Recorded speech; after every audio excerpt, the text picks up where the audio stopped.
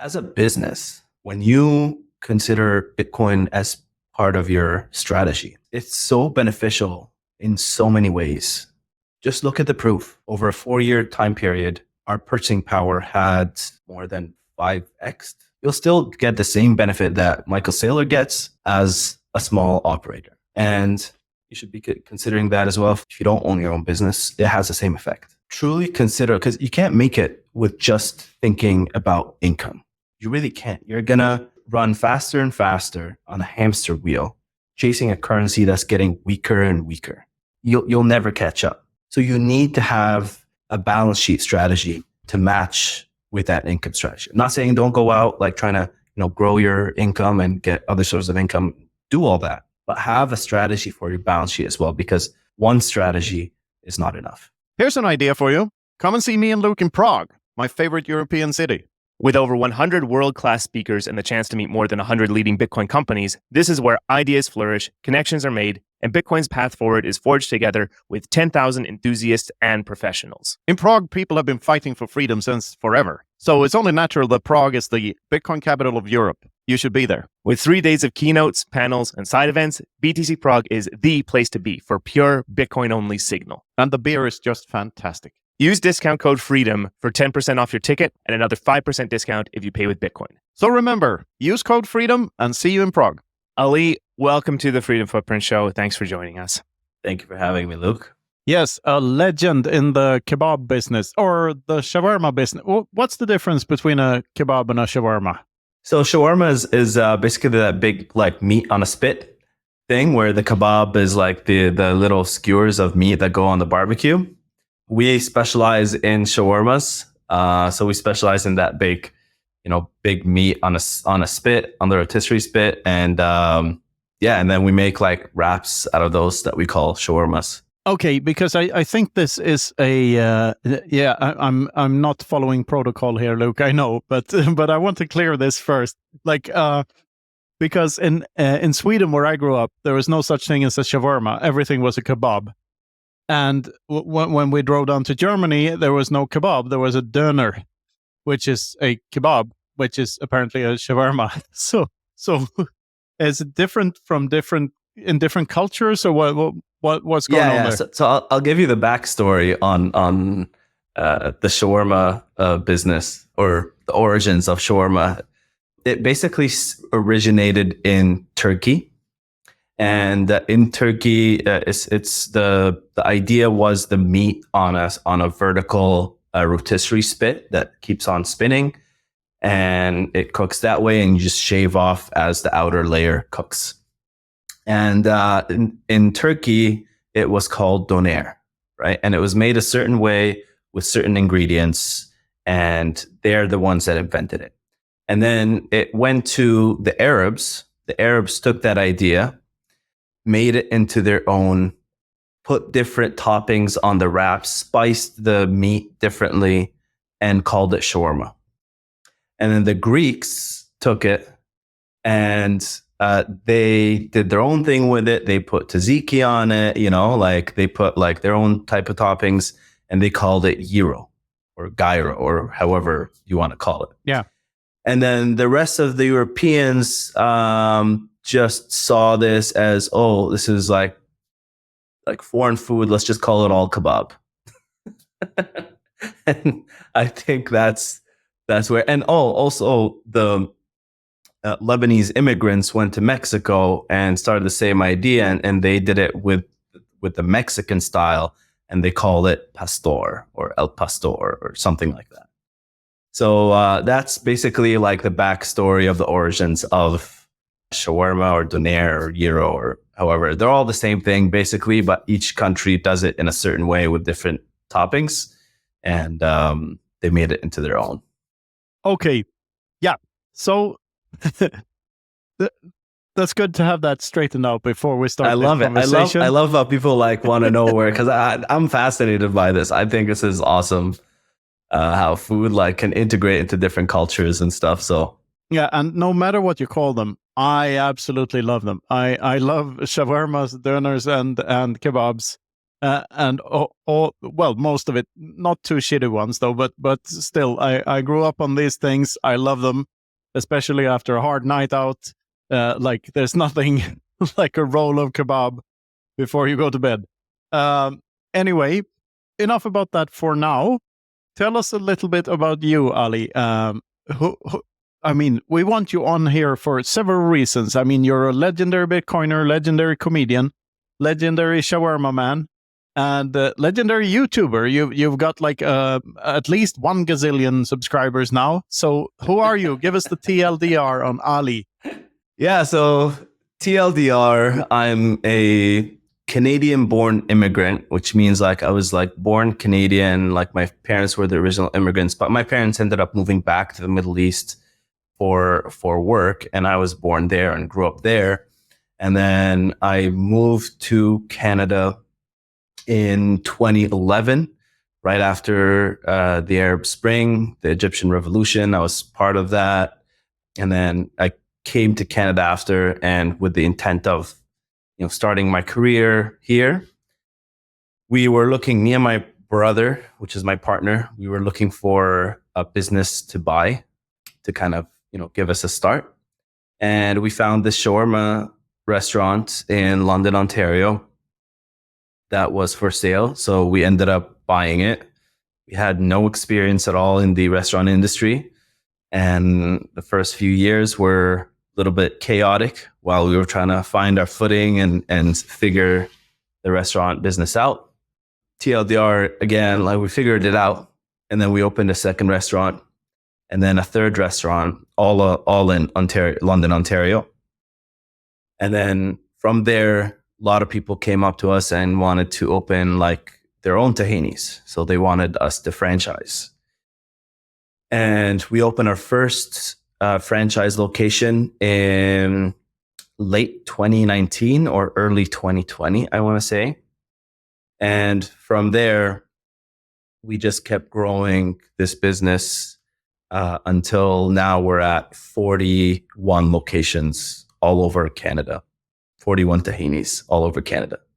And throughout the way, we were trying to be innovative as much as possible. So within our marketing strategy, early on, we realized that, we're competing with McDonald's, Burger King, and KFC, and all these guys have 1,000x more budget, if not more, in marketing dollars. So we had to find like a creative way to sort of reach our guests and our potential guests. So we adopted social media in its organic form, trying to create content that would reach the masses organically without any paid ads or stuff like that. And I think we were like the first restaurant to be on TikTok, or one of the first, at least that I know. Every platform, YouTube, we were like the first restaurant to probably hit 1 million subscribers as a restaurant account. Like, I know there's like personal chefs that do it, that also have restaurants, but as a restaurant only account, we were probably the first restaurant to hit 1 million subscribers. And we just kept getting better and better at that until now we have more subscribers than McDonald's, Burger King, KFC combined. Wow, that's so cool. And like, so when did you hit 1 million? And when did you hit 2 million? Because the 2 million is pretty recent, right? Yeah. Last year we hit 1 million, and then this year we hit 2 million, I believe. Yeah, that's super cool. Like people always say when they talk about millions that the first million is the hardest one, and it gets easier after that. And I think that's true for YouTube views. However, I don't think it's true for Bitcoin. In Bitcoin, the first million is the easiest one. It gets increasingly harder after that. And that's a feature, not a bug. I agree. So how does Bitcoin come into all of this? When did you find Bitcoin, and when did you realize that this is the thing, we need to start accepting it at our restaurants and stuff like that?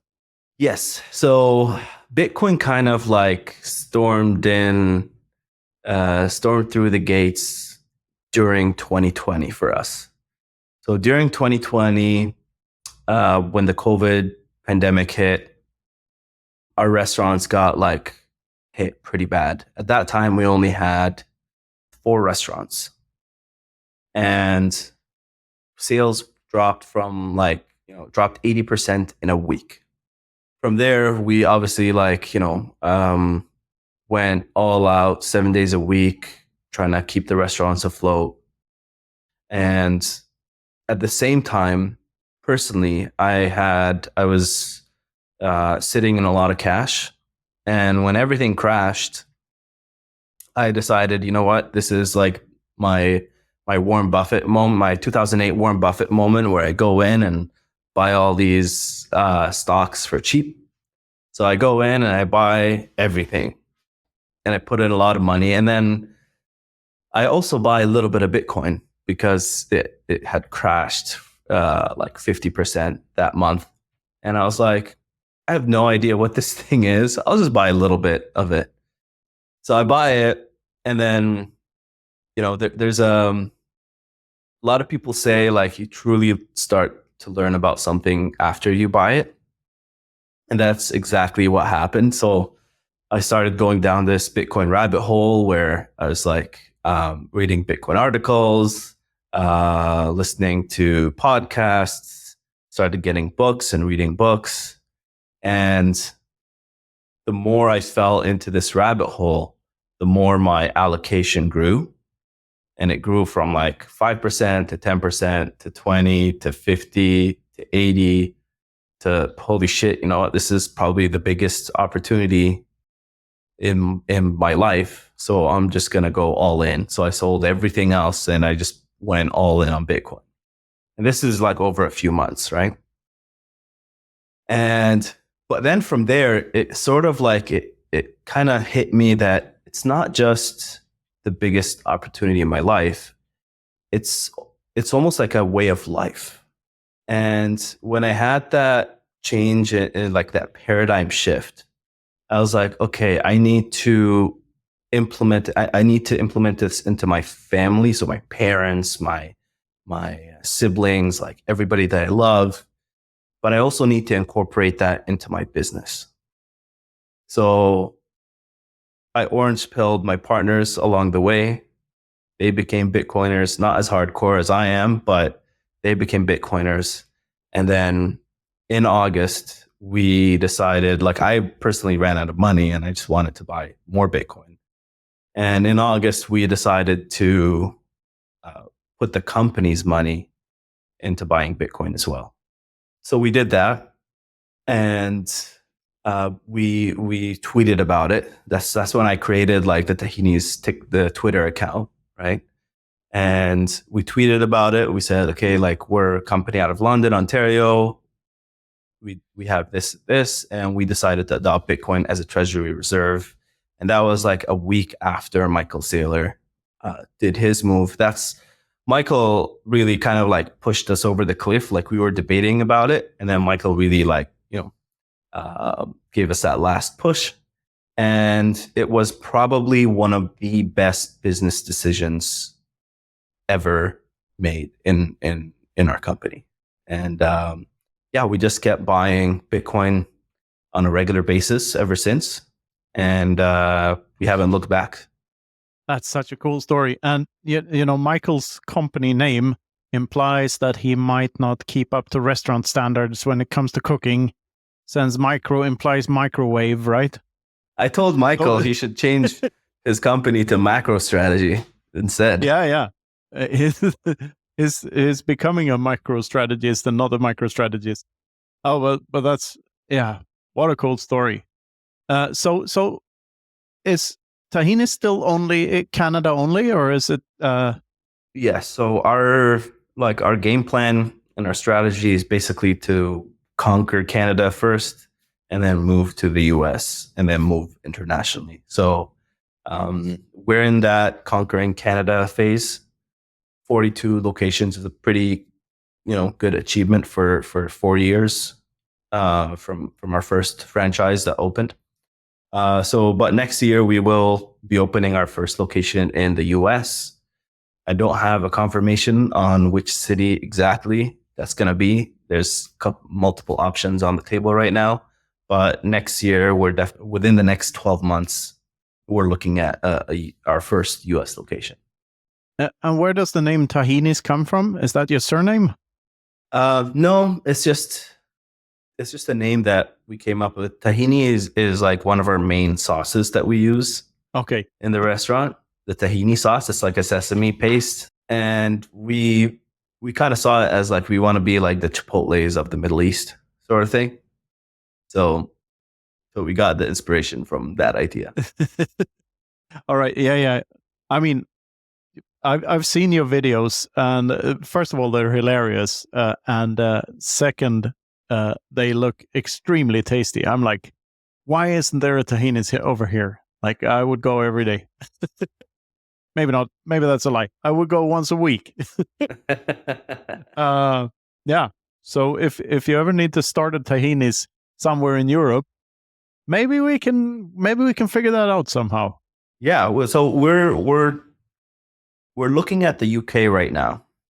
The challenge with opening franchises is that you need a partner, right? You need a partner that is sold on the restaurant, sold on the business, that wants to open their own tahinis. So that's, having somebody in Canada is easy, and the States is a little bit easier, but international, it's a little bit more of a challenge. So, but yeah, we're gonna get there eventually. It just needs more time. Cool.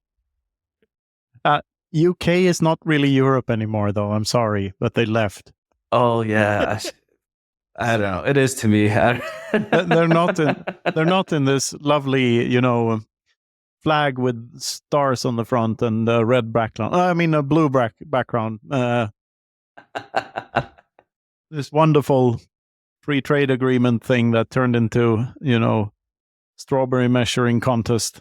Anyway, yeah, Luke, do you have any questions for Ali? Yeah. So I'm from Canada, Calgary, I am a recent leaver from Canada. I've been in Finland almost 3 years now, and I didn't leave only because of what was going on politically, but the thing was that life was getting pretty tough under Justin Trudeau, especially in Alberta. And yeah, just your take on kind of how things are going in Canada right now, because there's a lot of optimistic people in Canada, a lot of Bitcoiners that are doing great things and are super optimistic. What's your take on Bitcoin in Canada, the Canadian situation in general? Open-ended question, sort of. Yeah, I mean, like when it comes to politics, like it's, I used to care a lot, and now I just realized that the best political move or stance you could take is to just focus on Bitcoin. Because, if most of the problems in the world today is because the money is broken. And left, right, I stopped caring. And, if the only thing I would engage in with politics is to help Bitcoin move forward. So I did have Pierre Poilievre, who's the guy running against Trudeau right now. I had him come to Tahini's, and he bought a shawarma with Bitcoin, and it was big news. It was like the first, candidate that bought something with Bitcoin. And I also Pierre we became good friends from there. And he also invited me to speak to the finance committee and the finance minister and the members of parliament for the yearly financial budget. So like, it was like this meeting where they were going to decide, okay, what are we going to spend on What are we going to spend all this printed money on? Right. So I went up there and I prepared a 5-minute speech trying to convince them that they should be open to adopting Bitcoin as like a new technology. They should ride the technology wave of Bitcoin like El Salvador. And they should, I recommended that they should adopt Bitcoin as legal tender. And then finally, I told them that they should borrow $10 billion from the Central Bank of Canada, and they should go buy Bitcoin with it. And of course, I got laughed at, especially on the way down during the bear market. Everybody was dunking on us, and they're like, hey, how's that Bitcoin thing going? So from there, if I look back when I recommended the government should buy $10 billion worth of Bitcoin, and Bitcoin, I think, was at $50,000 Canadian. It's now at 90 something thousand dollars Canadian. So they would have made a lot of money if they listened to me, but they didn't. So now I get to tell them I told you so. And, maybe I can do a push, try to rally Canadians to try to convince the government to be more Bitcoin friendly. And I think that's honestly, that's the best thing to focus on. Everything else is just noise. Yeah. So, and definitely that's a great perspective, and interesting that you got so involved, I guess, in the little bit that Canada has dipped its toes, I suppose, politically into Bitcoin. Just leaving the politics aside, though, I mean, how is the Bitcoin scene in Canada going right now? Again, lots of great Bitcoiners in Canada.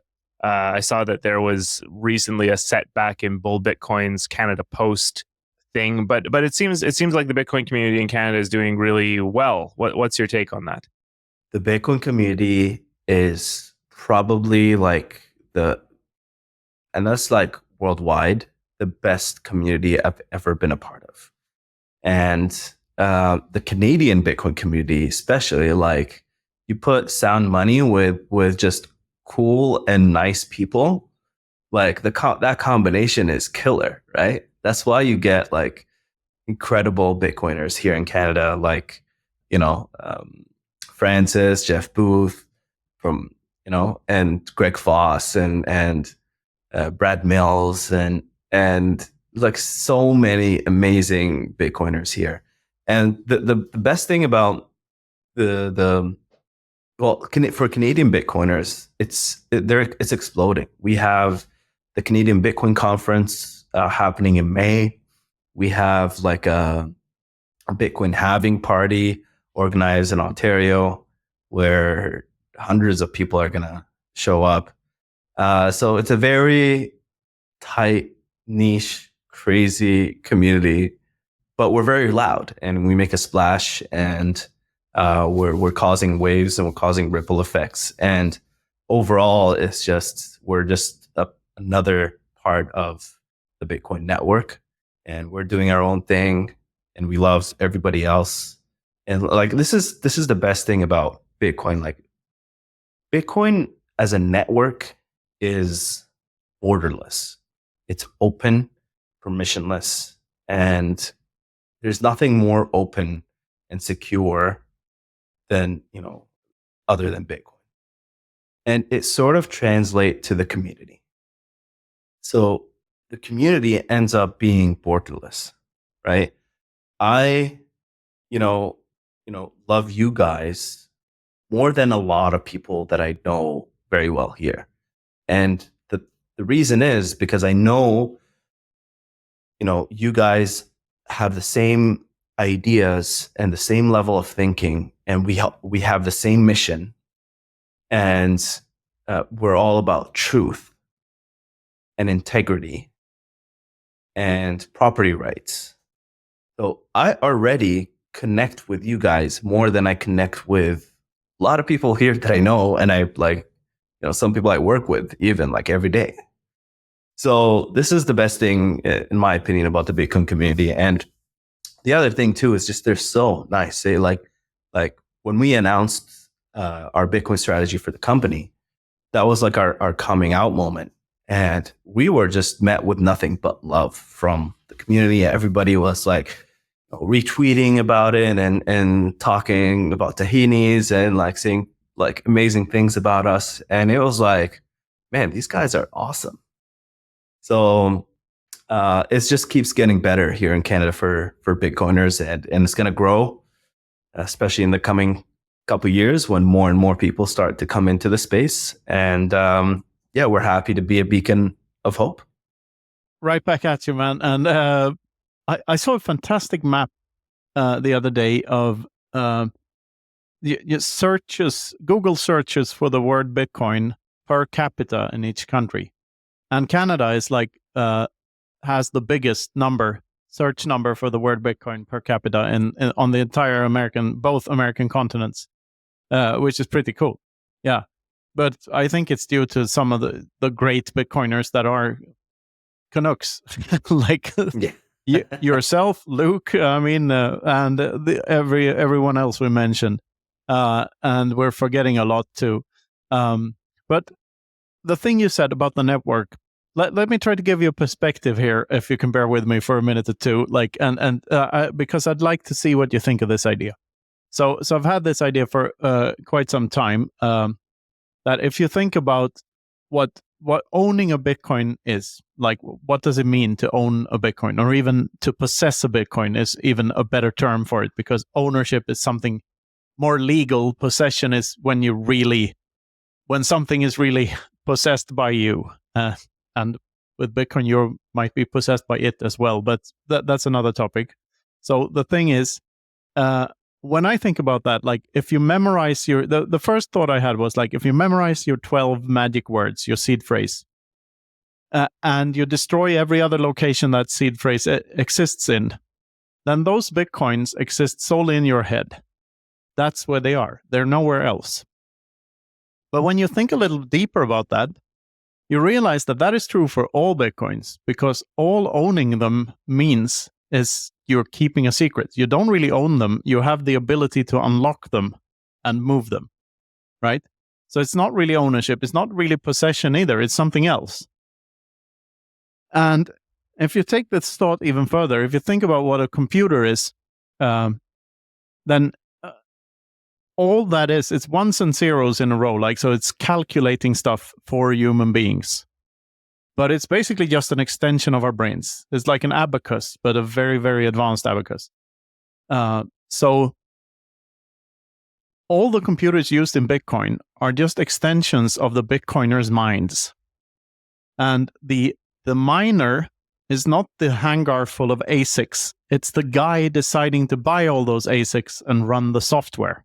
That's the miner. Especially, we can get into the debate of miners versus hash salesmen, and that you need to connect to a transparent pool if you actually want to be a Bitcoin miner. But let's not go there for now. Like that. Also, if you're running a node to see that the transactions you make and the transactions you receive are valid and follow the rules that you define as Bitcoin, that node is not actually the Raspberry Pi running Umbrel. It's you deciding to run the software, regardless of if you're running Bitcoin Core on an old laptop or, something else on a Start 9 or a Raspberry Pi or whatever. The point is, there's a person behind all of it. And the computers involved are just extensions of our minds. So we are maybe not all Satoshi, but we are the Satoshis. And that's what makes a Satoshi something else than just mere data. It's all the other data can be copied, but we are the Bitcoins. So you and I and Luke, we're not only parts of the same network, we're parts of the same entity. We are more than mere humans. We are Bitcoin. We are Legion. We cannot be stopped. I love that. Deal with it. GFY. Like, it's wonderful. Yeah. Yeah, I love that idea, and that's the reason why the bond between Bitcoiners is so strong, and it's so strong without us having to meet each other. So yeah, absolutely. Like, I like to, if you go back in history, you you can see that one of the main reasons for civilizations to grow and expand is by trade. And throughout history, almost, well, I don't want to say all wars, but most wars have been fought for those trade routes, right? And what Bitcoin basically came and did is that it's the first thing that ever conceived of that idea, is that it secured our trade routes forever. So we can have true relationships with each other without having the need for militaries and governments to protect our trade and our communication and all of that. So it opened the front for like people to deal with one another in a completely different way. Like, we've never seen anything like this in history. There was always wars for trades and wars between nations, and Bitcoin came and just flipped that over its head and said, okay, you can securely trade with one another now. Let's see who you are, right? And we're seeing that in real life right now. So it's pretty amazing, and that's just the only thing like I can add. That was an amazing rant, by the way, and we are Bitcoin. I love that. Yeah, and it's hard to debunk, right? You can't really say. I mean, I'm made up of kebab and Bitcoin. That's basically my body. Yes. Me too. There you go. Shawarma. Sorry. Yeah, I mean the non-violent interactions are all trades. Like, we're trading right now. We're trading information. We're trading words. Like, everything's a trade until you introduce violence. And for anyone to engage in anything consensually, they need to think that there's something in it for them. Otherwise, the interaction doesn't happen. And this is true for all trades, but I would say it's true for every human interaction that is not violent. And as soon as you introduce violence, one party loses, one party wins at the expense of the other. Like, that's just what happens. And we've been living in all of human history is colored by this mix between consensual interactions and non-consensual interactions, which are all over the place. And so we're taught in schools that democracy is the shit, but civilization happened despite democracy, not because of it. Like, democracy might have been better than other hindrance systems that were in place before it. We can debate that too, but still, it's not the thing that makes societies work. Trade is. Like, free trade is the thing that makes things work in the long run. So that's just what I think. Now we've got a system that they cannot do anything about, and that is very expensive to try to attack, regardless of if you try to attack the Bitcoiner, because the Bitcoiner can just die with all the Bitcoin in his head. The Bitcoiner doesn't have to give you all his Bitcoins, because you cannot know how many Bitcoins another person has. I don't know if you have 10 or 100 or 1 million, and I can never know. So, and that's true for everyone on Earth, by the way. So we just, as you said, we've flipped everything. So yeah, that's what I find so insanely fascinating about it. But I truly believe that this notion that we are our Bitcoins is why you feel that way, that you love us more than some other poor soul that is working for you. But but yeah, I feel it too. We all do.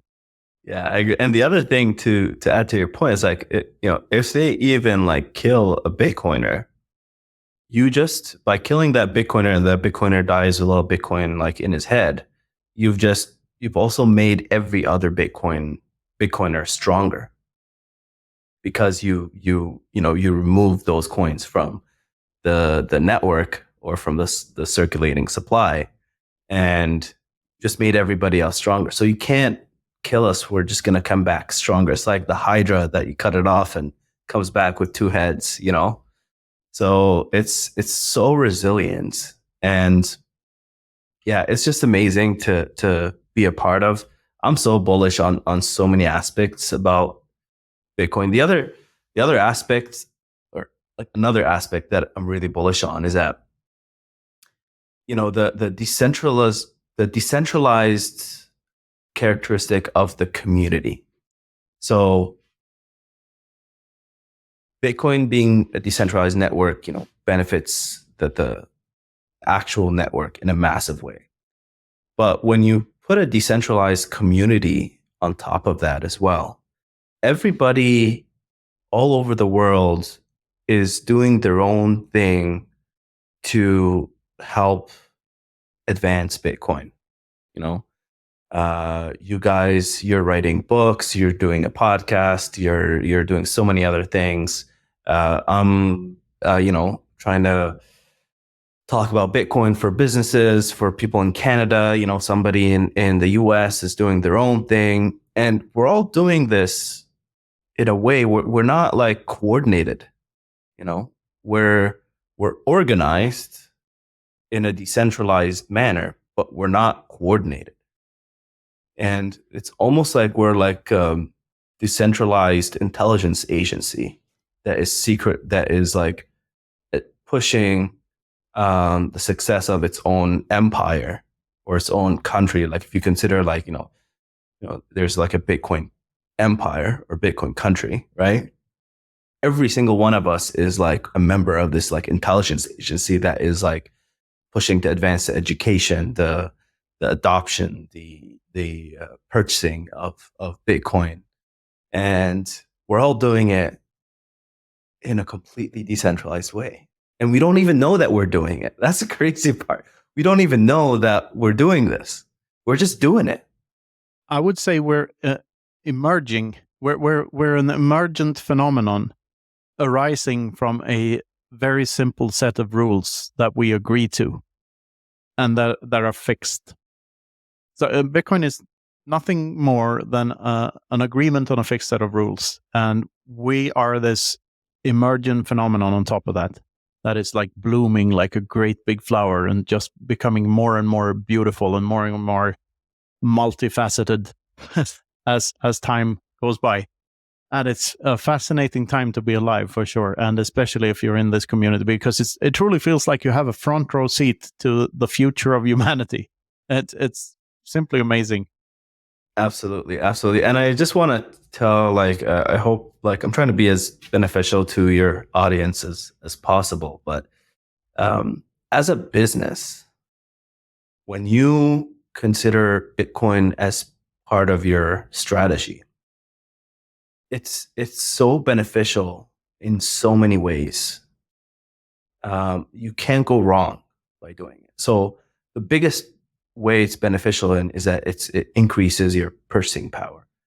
Just look at the proof. We got in this August 2024. Over a 4-year time period, our purchasing power had more than 5x. So like it's so beneficial in that way. And nothing else, by the way, nothing else does that for you. Like you try to buy real estate, you try to leave it in bonds, you try to over borrow debt. Like it hurts your business. As a business, you need to be like well capitalized. And, Michael Saylor talks about that a lot. And you should really like,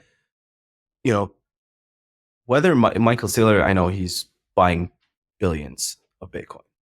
But you can buy, as a business, you can buy thousands. It'll still have the same effect. You'll still get the same benefit that Michael Saylor gets as a small operator, right? And personally, you should be considering that as well. If you don't own your own business, it has the same effect. So truly consider, because you can't make it with just thinking about income. You really can't. You're gonna run faster and faster on a hamster wheel, chasing a currency that's getting weaker and weaker, exponentially more weaker and weaker. You'll never catch up. So you need to have a balance sheet strategy to match with that income strategy. I'm not saying don't go out like trying to grow your income and get other sources of income. Do all that, but have a strategy for your balance sheet as well, because one strategy is not enough. No, absolutely. Yeah, that's a good. I would say that a Bitcoin strategy probably benefits a smaller company even more than it benefits a big actor like MicroStrategy, because like a small actor, a big actor can afford to lose, can afford a lot. A small actor, even more important the smaller you are, I'd say. It's because it's your only option, basically. The everything bubble is real. The currency, the dollar isn't working. The euro isn't working. It's working for some, but it's at the expense of everyone else. And it's sort of like the last days of the Soviet Union. If they only knew, we could all, even them, even they could have a better life. Like if they stopped the money printing, it would benefit even them. I truly believe so. Like it would benefit everyone. Bitcoin adoption absolutely does that. I'd just like to devil's advocate one thing you said before, because I don't like people to have an incentive to kill Bitcoiners. And that is, while it's true that you increase the scarcity of all the coins in circulation if you kill a Bitcoiner with the Bitcoins in its head, you also remove a potential trading partner from the market. So that might even out, at least in the short run.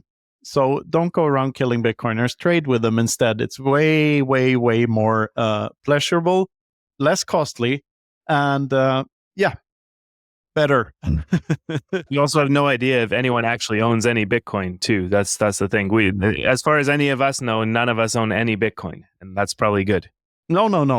I just my boating accident company just went bankrupt. So I mean we've lost all the Bitcoin in all of those accidents. So like there's no Bitcoins left. Yeah. I go on a boating trip every time I buy Bitcoin. Like it's a really nice habit Bitcoiners have. Yeah. Professional boating accident. Like yeah. There's something there. We're thrilled to introduce our new sponsor, the BitBox02 Bitcoin Only Edition. BitBox. It's fully open source, Swiss engineered, and Bitcoin only, forever. The device only supports Bitcoin, which means less code, less attack surface, and improved security for your Bitcoin. Check out the BitBox02 Bitcoin Only Edition at bitbox.swiss/freedom and use code freedom for And use code FREEDOM for 5% off.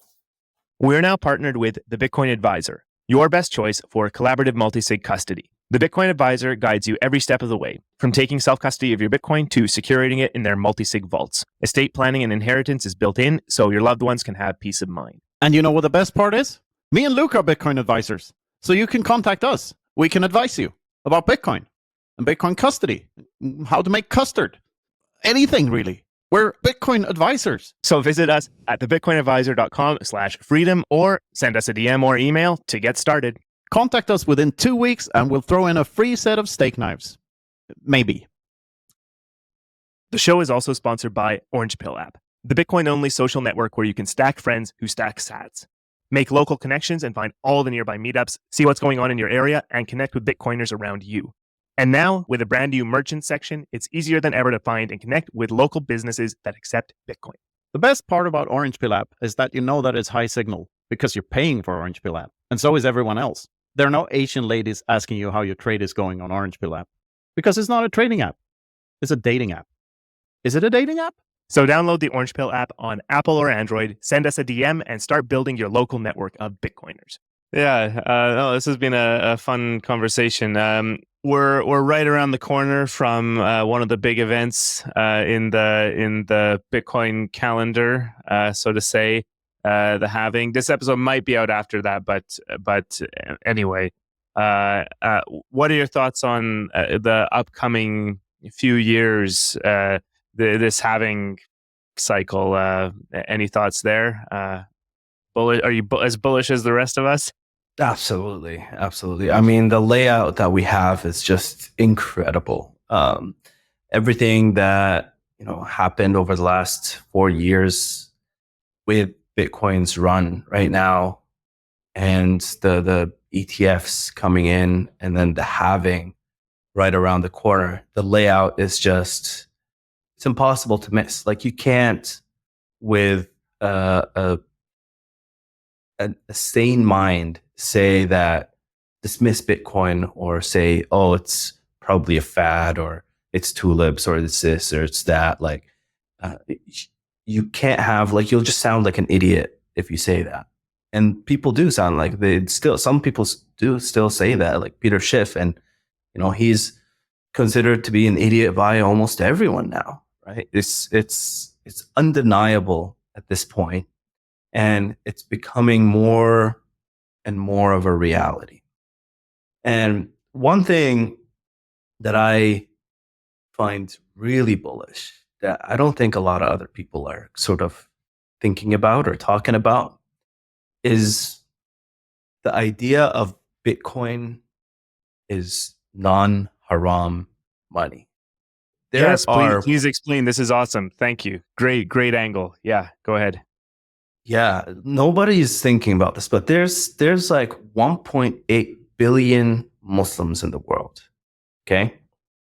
And in our religion, the last sermon that the Prophet Muhammad, peace be upon him, gave us is, do not do usury. Okay. Interest is forbidden. Usury is forbidden. Do not do it. And for centuries, we didn't do it. Okay. We avoided usury until the global debt economy took over the world for the last century. And we had almost as if, Muslims all over the world just kind of got dragged into this economy with no other option. And we were like, okay, I guess that's just, the way things work. But what they don't realize is that everything they own and touch in their fiat world is a usury-based system. And now, for the first time, we have a non-usury based system, which, because of just because of it being there, it becomes haram to leave any money in the fiat, in the normal fiat system, right? So another example of this is, like, one thing that is haram for Muslims is eating pork, right? But if you're stuck in an island and that island has nothing but pigs on the island, you're allowed to eat the pigs. You're not allowed to starve to death, right? So the fiat system is almost like the pigs on the island analogy for us. Now that we have, once a cow comes in, those cows start coming into the island and we start breeding them, and we have a sustainable, like, cow ecosystem. Okay. Then we can just, not eat the pork and eat cow. Right. And Bitcoin is like the cow for us. Right. So it's a halal way for Muslims to save, conduct trade, adopt as a means of savings, that is non-negotiable at this point. Again, going back to like, you can't deny it at this point. You have to start looking into it and start seeing it. And I think once 1.8 billion people start looking into this, they're not just going to like convert, 5% or 10%. They're going to move everything over. Right? And it's going to start with the big money. It's going to start with all the royal families in the Middle East. It's going to start with all of these. And then once they get it, they become Bitcoiners. They become intelligence officers within the Bitcoin network. They start seeing the idea that, Bitcoin is non-haram money. And they start telling everybody about it and start preaching about it. Then you're just going to convert everybody at this point. And that's what one of the things it might not happen like this cycle, but I think it's happening it's going to happen more and more, and it's at an exponentially increasing rate over the next decade. And I'm very bullish about that. There's this, is it a sheikh or an emir? I can't remember, but from Oman, right? That's traveling around in a private jet and talking to Bukele and all of these people. Yeah, they're getting more and more exposed to it. No, and yeah, I think it's more common for Muslims to take these things seriously than for Christians, I guess. Yeah, so hopefully I think this is totally underrated, because as soon as you see it, you can't unsee it. It's sort of once like you see it, it's like you switch.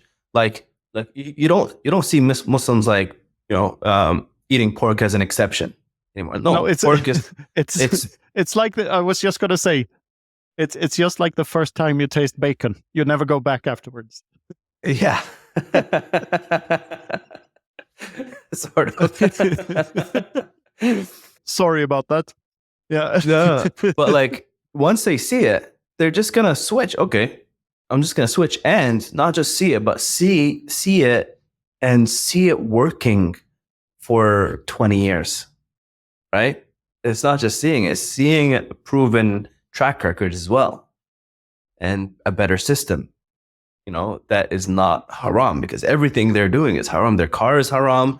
Their house is haram. Their savings account is haram. Their checking account is like a haram as well, because that's like a sort of like, short-term bond, right? It's all debt. It's all usury, everything, right? So, yeah, it's a big catalyst, in my opinion, that's eventually going to hit, and eventually just going to go exponential. So, yeah, I know Seyfedin has had a couple of people talk about this on his pod. I've listened to some of them, but not all of them. And it's a very interesting angle, because I think most people underestimate how important that is in the Arab world. It's a really big thing.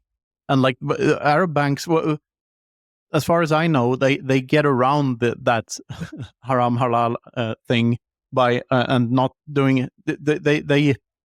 They figure out other ways to actually do interest, but they don't call it that. Like, you have to deposit this amount in order to get this amount, and whatever. they changed the word interest for fee.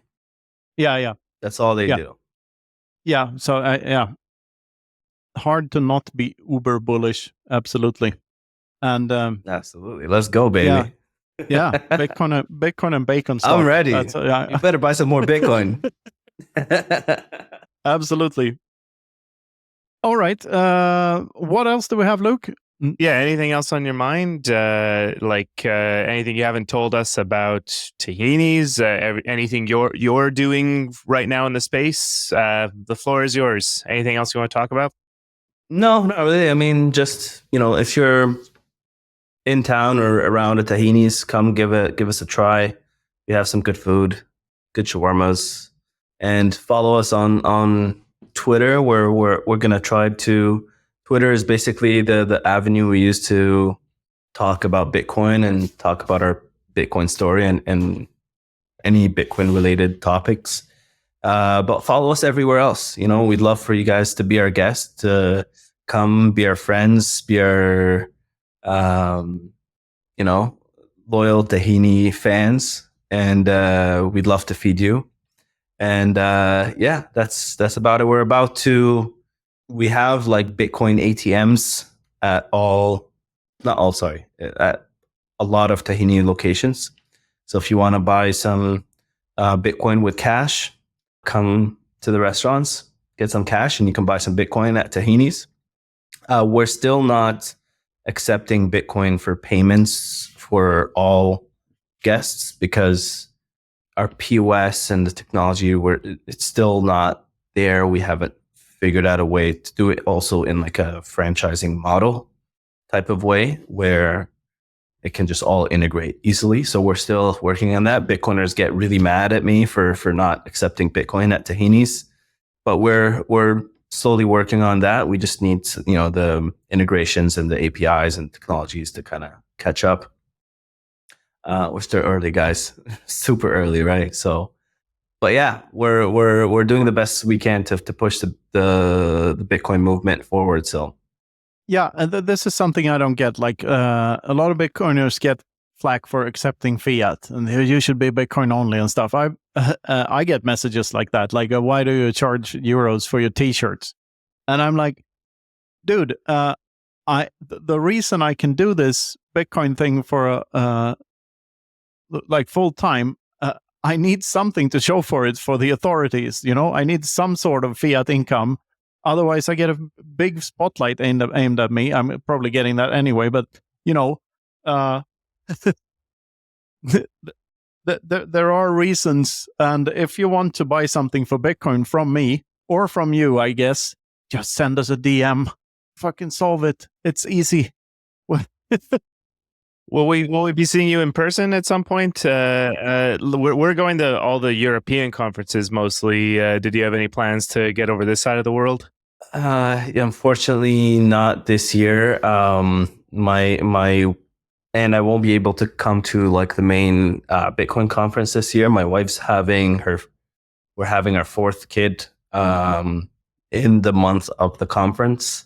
So thank you. So it's going to be hard for me to go to any conferences this year, probably. I'm just going to the Canadian Bitcoiners conference, and that's in May, and that's about it this year. I'm just going to bunker down until the little newborn is kind of grown up a little bit. Well, family first. Anyway, I hope to see you in real life too, as soon as possible, even if it's not this year. I'm sure it'll be one of these years. So Ali, thank you very much for coming on. It's been a wonderful conversation, and we hope to see lots of you on the internet in the future. So yeah, take care. Thanks for having me, guys. Thanks a lot. This has been the Freedom Footprint Show. Thanks for listening.